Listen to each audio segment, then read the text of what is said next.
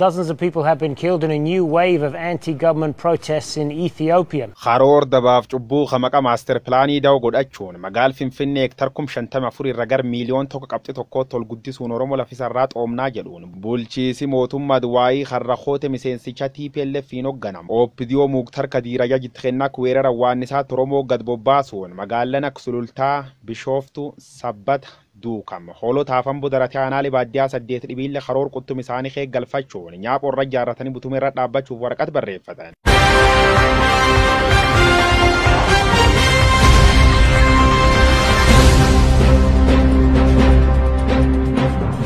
Boro Yohan Dink Abba Tegat Adenno Jalun, Baratoti Oromo Manim Barno Sadar Kaulan of University Wana Kakahe Baratanat de Fatani of Halmani. Lol Toti Topia Rasasak Boka Baratot Arkuduala for Fiti Falmanera Robsani, Yol Oromo Ukakarisani to Bibales, Mormi Eblibar Kumla Mafur and Afuri Samich Lafamur Magal Ginchi Tithe Yetanak Boka for Mata Timban and Jim Facita Danchi Titana, Gafin Finchil Tota Takara Master Plan in Food and Nuotato.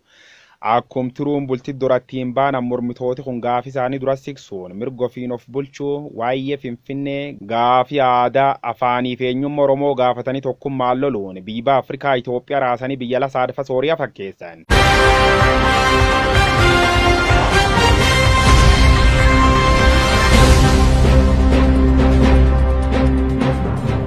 Mormi uumata taqeerroon Oromoo karaa gurmaa'is qabuun sadaas barkum lamaaf 15 jechuu waggaa Fireessu har'a bifaaraan itti fufti kanaan manneen hidhaa gugurdoon biyyattiin qabdi ijoollee Oromoo taqaamii jaajjusa guutuu Oromiyaa irra walitti qabeeyyoo guutamanii mootummaan Hayilamaariyaam Dassaaleeny yeroo gabaabduu jisatiin caalkeessatti ilmaan Oromoo nam 500 rasaasaan galaafachuun biyyeen galata hin beekne ijoollee Oromoo keessummeessuuf dhiphaate.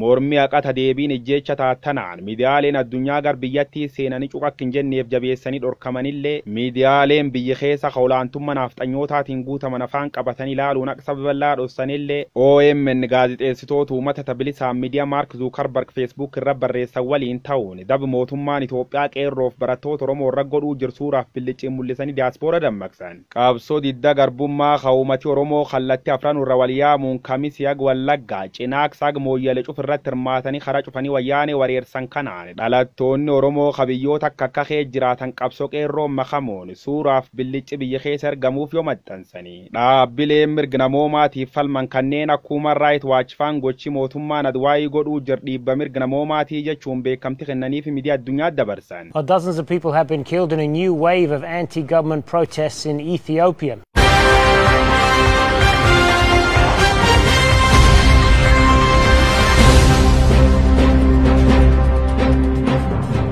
Mormi hiriira ballo agay barkum lamaaf 17 magaal guddoo mootummaa naannoo Oromiyaa Finfinnee yaamamteen uummati Oromoo tokkummaan ba'ee dhiibba mirga namooma kanneen akkidhaa ijjeecha saamicha lafaatiif dab siyaasaa yoo falmu adwaayin balbaluu uummati alatti himba Facebookiif miidiyaalee hawaasaa hundi cufuun namoota kaaniite jaarsaaf jaartak bofaan mata keettumuun waan dhal namaatiif mal raawwachaa turu miidiyaa warqaatar Aljazeeraan addunyaatti agarsiisa.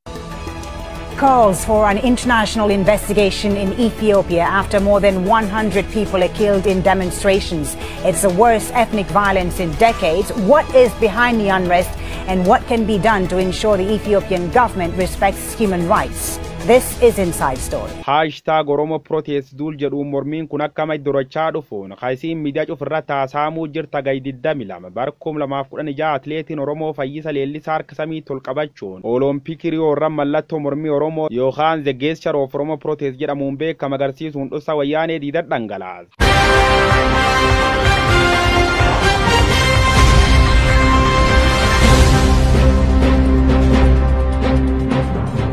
Alongos barbaad male abban barbaad waan jet khafakkaat gareen adwaayii tune naasu tokko male tikeetti du'a talmaan Oromoo ticira turtetti fufuun Human Rights Watch baaseen ebil barkum lamaaf 17 namooti mootummaan galaafat dhibbi jedha qabu Afrikaan News gabaas diimokiraasii meet federaalizimii no Finfinneen teen Oromiyaa irra dhalanne irra guddan lafteen reessa buqqaa lafti teen lafeteen kabaj barbaan afaan Oromoo afaan hojii mootummaa federaalaatiif magaal Finfinnee kanuutaani ijjeechaan nurra kadhaa dhaabbattuutiin dhaadannoo mormitootaati. Akkuma mari allaatti dooti lafumaan baanan qabsoo addi durummaan uummati Oromoo waggoota afurii fadoo gargarin kutin godheen murni oppidiyoo tokko wayyaane waakkachuu yoo uummata dabalamu. Haayoo jaalle Mallas Zeenaayii fiixumaan baafnu waan jette fakkaatti gareen oppidiyoo tokko shir siyaasoo fi akkuma barattetti itti fufuun oppireeshinii waraana tadharaatiin mooyyaletti ilmaan Oromoo nami 12 yoo nyaatamanii. Ba Oromiyaa Hararge irratti abdiileen ilmaan afran qallu akka jabatu machuun Oromoo boochan.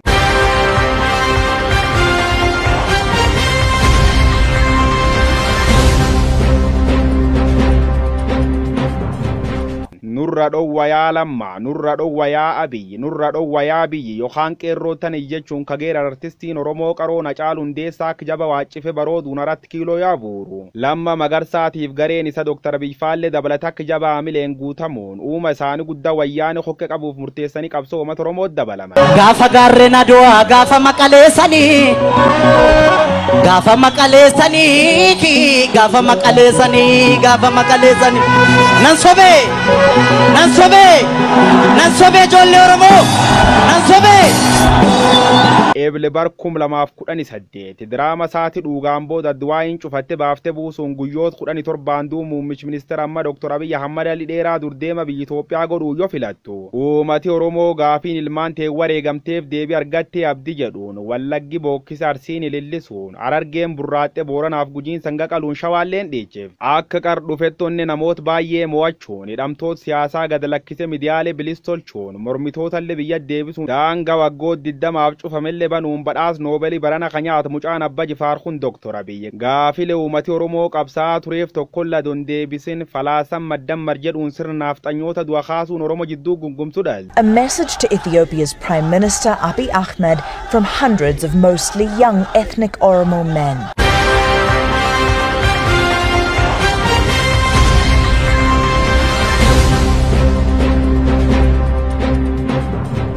Gaafiin afaan Oromoo dubbiin daangaa dhimmi magaal Finfinneetiif gaafileen Oromoo tokkollee na deebiin argatin Itoophiyaa badhaatu jaaruuf waan murat fakkaata bakka bu'aan ODP hamaqa Oromootiin masaara mootota qubat kunin Itoophiyaa biltsiginna paartii jaarjachuun isa Oromoo mufachiisuu jirti. Dubbiin maddammariituun mirga sabaaf sablammoota irra bala'uumuu dandeetti jechuun uummati Oromoo bahee watwaatullee kitaab isa maddammari hojiitti kuuf paartii isa waan amansiifata fakkaatu muummichi ministeera kunin hardhi irra eeggaluun paartii lafra waliin korir jiraachuu dubbatam. Waggaan afreessoon dhoosdidda garbummaa yookaan Zegreet Oromoo Protest Khalees kabajame yoo oolu. ODP fadeeppaa waliin ta'anii paartilee durii waliin dabojjachaa ba'an TPLF faallee darate amansiifachuuf kura dhaachuu isaanii dhaga'am. Dubbi siyaasaa Habiiba Afrikaa rakkoo eeggalchuuf deemtu kanaan ta'uu matama waan paartiin siyaasaa jette taawaan jedha waliin ilaalta.